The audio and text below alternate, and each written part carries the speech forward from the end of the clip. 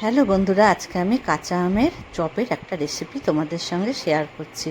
পুরো রেসিপিটা তোমরা ভালো করে দেখো, আশা করি তোমাদের খুবই ভালো লাগবে। এখানে আমি আলু সেদ্ধ করে নিয়েছি আর কাঁচা আমটাকে ছিলে ধুয়ে পরিষ্কার করে নিয়েছি আর গাটাকে একটু চিড়ে নিয়েছি, নিয়ে এটা প্রেসারে একটা সিটি দিয়ে নেব, বেশি সিটি দিতে লাগবে না। এবারে আমি আলুটাকে মেখে নিয়েছি, আমের গাঁটটাকে বের করে নিয়েছি। 1 চামচ জিরের গুঁড়ো, শুধু জিরে, এর মধ্যে কিছু মেলানো নেই। 1 চামচ জিরের গুঁড়ো, চাট মশলা 1 চামচ, বিট লবণ স্বাদ অনুযায়ী দিতে হবে, আর দিচ্ছি ঝাল লঙ্কার গুঁড়ো, কাশ্মীরি ঝাল লঙ্কার গুঁড়োটা। এবারে আমি সুন্দর করে পুরোটাকে মাখিয়ে নেব। ভালো লাগলে লাইক করবে, কমেন্ট করবে, লাইক অবশ্যই করবে। দেখো আমি সুন্দর করে মেখে নিয়েছি, মেখে নিয়ে এটা ছোট ছোট বল করে নেব। এবারে আমি একটা বাটিতে বেসন নিয়েছি, নুন নিয়েছি।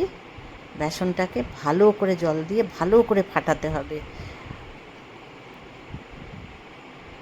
ভালো করে ফাটিয়ে নিতে হবে। যত ভালো ফাটানো হবে তত চপটা ভালো হবে।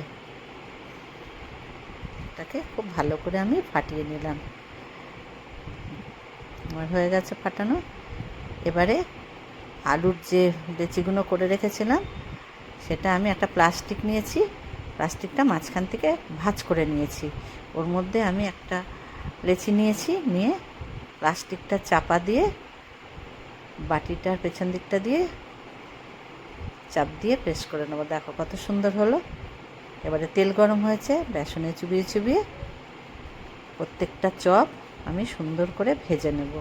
বেল আইকনটা প্রেস করলে আমার পুরনো নতুন সব ভিডিওই তোমরা দেখতে পাবে।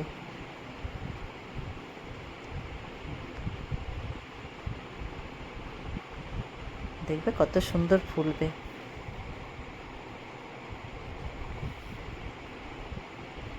দেখো কত সুন্দর ফুলে গেছে। বেসনটা যত ভালো ফাটানো হবে চপগুলো ততই ভালো হবে।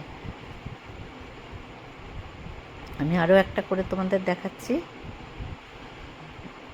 ছাড়ার সময় একটু সাবধানে ছাড়বে, তেলে ছাড়ার সময়।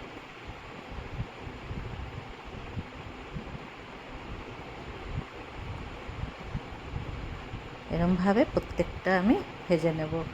আর আমের একটু গাত রেখে আমি একটা চাটনিও করে নিয়েছি, যে চাটনিটা তোমাদের দেখালাম।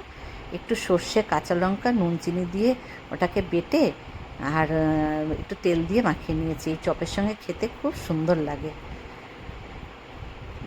যারা নতুন বন্ধু অবশ্যই চ্যানেলটাকে সাবস্ক্রাইব করবে।